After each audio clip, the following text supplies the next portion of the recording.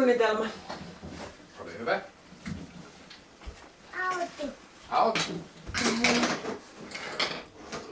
No tultaisiko me siellä käymään? Niin. Mutta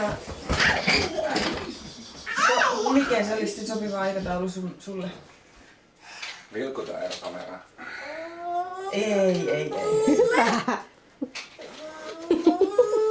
Kahville just voidaan tulla.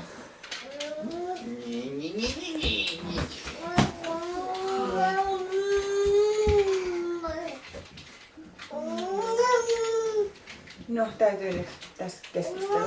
Mä sitten ilmoitan. Niin me voidaan käydä noin sinne nopeasti. Äiti puhelee mumulle. Joo, lähdetään jossain vaiheessa.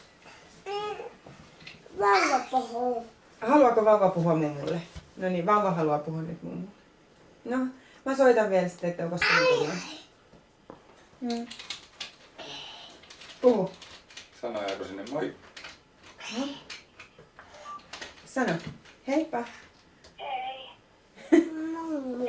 Sano mumu. Ei.